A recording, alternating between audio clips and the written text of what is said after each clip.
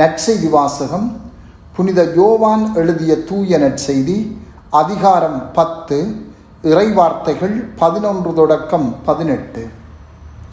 அக்காலத்தில் இயேசு கூறியது, நல்ல ஆயன் நானே. நல்ல ஆயர் ஆடுகளுக்காக தம் உயிரை கொடுப்பார். கூலிக்கு மேய்ப்பவர் ஓநாய் வருவதைக் கண்டு ஆடுகளை விட்டு ஓடிப்போவார். ஏனெனில் அவர் ஆயரும் அல்ல, ஆடுகள் அவருக்கு சொந்தமும் அல்ல. ஓநாய் ஆடுகளை பற்றி இழுத்து கொண்டு போய் மந்தையை சிதறடிக்கும். கூலிக்கு மேய்ப்பவருக்கு ஆடுகளை பற்றி கவலை இல்லை. நல்ல ஆயன் நானே. தந்தை என்னை அறிந்திருக்கிறார், நானும் தந்தையை அறிந்திருக்கிறேன். அதுபோல நானும் என் ஆடுகளை அறிந்திருக்கிறேன். என் ஆடுகளும் என்னை அறிந்திருக்கின்றன. அவைகளுக்காக எனது உயிரை கொடுக்கிறேன். இக்கொட்டிலைச் சேரா வேறு ஆடுகளும் எனக்கு உள்ளன. நான் அவற்றையும் நடத்தி செல்ல வேண்டும். அவையும் எனது குரலுக்கு செவி சாய்க்கும். அப்போது ஒரே மந்தையும் ஒரே ஆயரும் என்னும் நிலை ஏற்படும். தந்தை என் மீது அன்பு செலுத்துகிறார், ஏனெனில் நான் என் உயிரை கொடுக்கிறேன். அதை மீண்டும் பெற்றுக்கொள்ளவே கொடுக்கிறேன். என் உயிரை என்னிடம் இருந்து யாரும் பறித்து கொள்வதில்லை. நானாகவே அதை கொடுக்கிறேன்.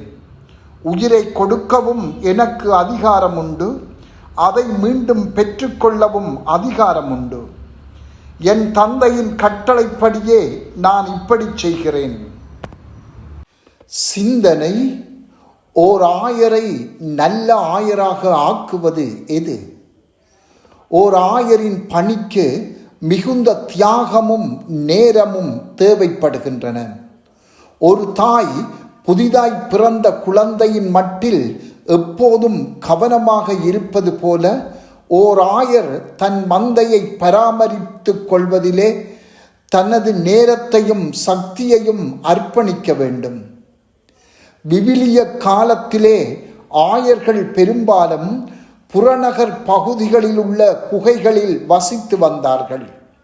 அங்கு ஏராளமான பசுமையான மேய்ச்சல் நிலங்களும் ஆடுகள் சுற்றி திரியக்கூடிய இடமும் நீர்நிலைகளும் இருந்தன. அந்த குகைகள் பாதுகாப்பான தங்குமிட வசதிகளை அளித்தன. பகல் நேரங்களில் ஆயர்கள் ஒரு தந்தையைப் போல மந்தைகளை கண்காணித்து வந்தனர். கவனக்குறைவாக இருந்துவிட்டால் ஓநாய் கூட்டத்துக்கு மந்தைகள் இரையாகிவிடக்கூடிய நிலைமைகளும் இருந்தன. இந்த உருவகத்தை பயன்படுத்தி இன்னும் அப்பாலே சென்று இயேசு கூறுகின்றார், ஒரு நல்ல ஆயர் ஆடுகளுக்காக தன் உயிரை கொடுப்பார். இவ்வாறு சொல்லி இயேசு தம்மை நல்ல ஆயர் என்று அடையாளப்படுத்தி கொள்ளுகின்றார். அதன் அர்த்தம் ஆடுகளுக்காக தாம் தம் உயிரை கையளிக்கப் போவதாக கூறுகின்றார். பின்னர் இயேசு நல்ல ஆயரை கூலிக்கு மேய்க்கும் ஆயரில் இருந்து வேறுபடுத்தி காட்டுகின்றார். ஆபத்துக்கள் வரும்போது கூலிக்கு மேய்ப்பவர் தன் உயிரை காத்து கொள்வதற்காக ஆடுகளை விட்டு ஓடிவிட, நல்ல ஆயரோ நின்று ஆடுகளை காத்து கொள்வதற்காக போராடுவார். அதில் இறக்கவும் நேரிடலாம் என்கிறார்.